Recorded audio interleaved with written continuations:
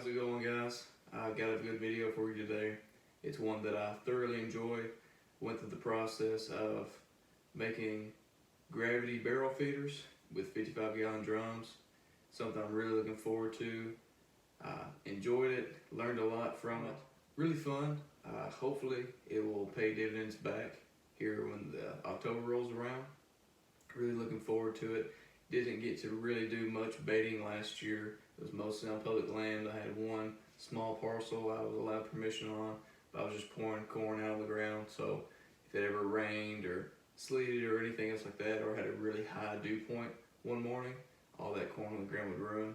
So hopefully this will keep the deer fed. I mean, there's all sorts of stuff for them to eat on, of course, but hopefully it'll keep them coming back to the same central location, and I won't have to continue to put my scent out there. So that was kind of the plan with it. So hope you enjoy it. I tried to be fairly in depth on the how-to portion of the video. So let me know. Got any comments? Got any other DIY projects whenever it comes to deer hunting or the outdoors in general? Let me know. But go ahead and stay tuned, and hope you enjoy the video. What's going on, guys? This is Caden from 11th Hour Outdoors, and I just want to let you in on a little bit of a project that I've been working on this summer. If you don't already know, Alabama passed a baiting law last year where you can use most any type of bait while hunting. You can hunt over it. And so I've been sitting there racking my brain on what can I do to keep that bait out there longer, because I've been going out there and pouring bags of corn, and it'll be gone in a week and a half or two, or the rain will come the next day and then it'll smell bad, deer won't eat it. So I've been looking up solutions to fix that problem. And I found a lot with the 55-gallon barrel feeders. So I'm going to bring you a how to make a 55-gallon gravity barrel feeder. Got a little hole at the bottom, let it all pour out. So we'll get right to it. So I've seen it done a lot of different ways. I've seen one hole, I've seen a hole at the bottom, you have a little ramp type object leading the corn out. But I think what I'm gonna do is put probably about a 2.5 to 3 inch diameter hole, located probably 2 or 3 inches above the bottom of the barrel. And I'm gonna put 2 holes at the bottom, probably coming off almost a 45-degree angle out of the middle. So I don't want one hole on one side of the barrel and one hole on the opposite side of the barrel. I'm gonna put them not necessarily right beside each other, but I want the corn to almost spill out, and their own separate piles that spills out of the barrel. I want the edges of them touching. So I've got an electric drill and a Craftsman hole saw. So the exact diameter, I will list the exact diameter of the hole saw in the description. But I'm gonna go ahead and get started on fixing the hole up.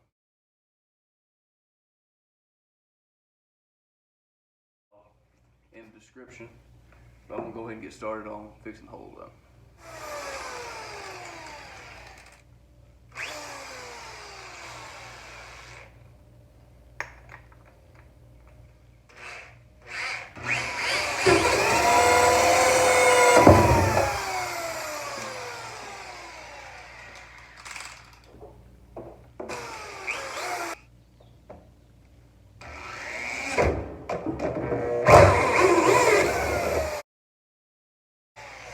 Phew, that's sweet.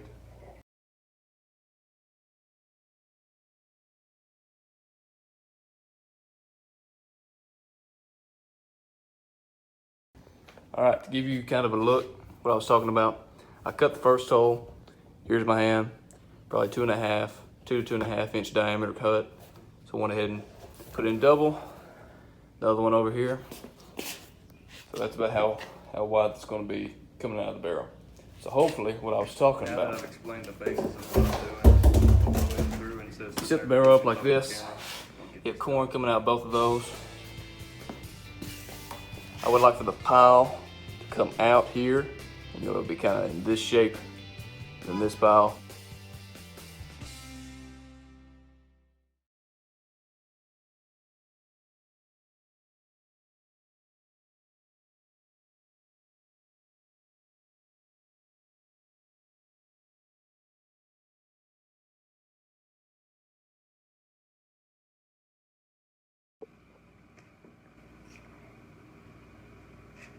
So one thing I will say, I've got plastic barrels, I've got metal barrels.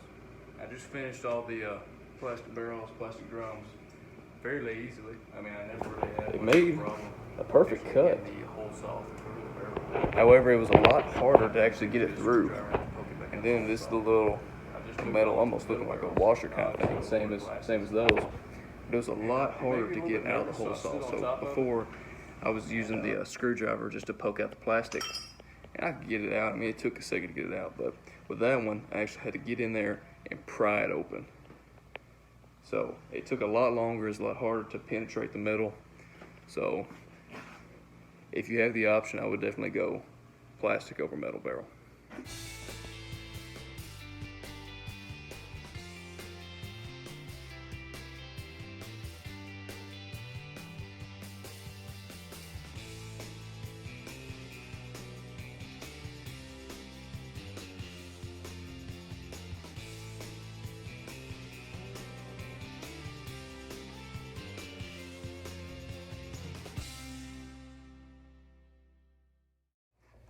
All right, so got the holes cut like I want them, 90 degrees or so, somewhere in there.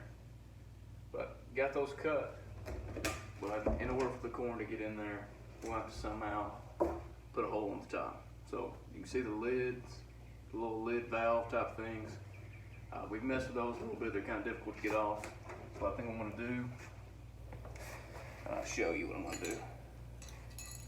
So this is the size of the hole saw. I think I'm gonna go on top, put it probably down here towards the bottom of the barrel, not necessarily the bottom, but not the middle, so more towards the edge of the lid.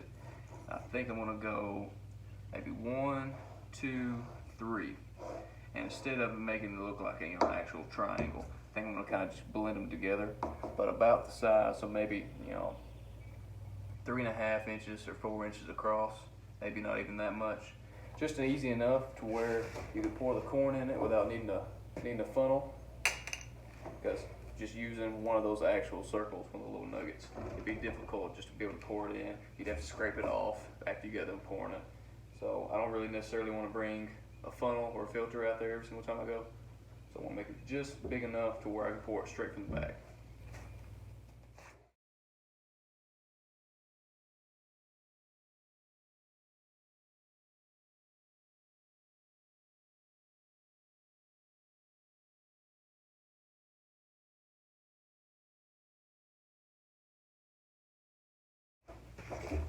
All right, there we go.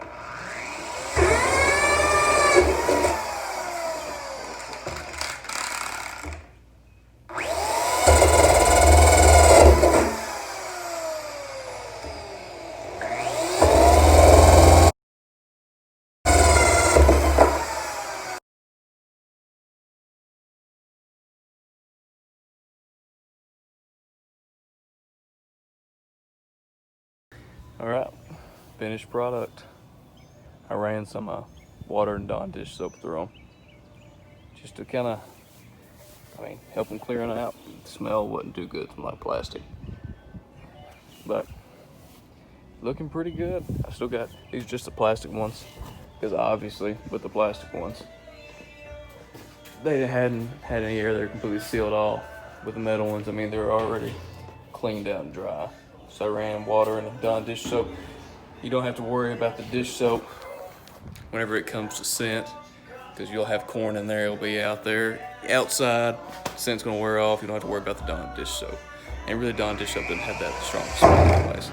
So that pretty much wraps it up. You can tell I got a little bit of a mess I gotta clean up, but I'll go through all the watch videos and touch up. If you got any more questions or whatever, anything else you want to see, try it out, I'll do it. Just comment.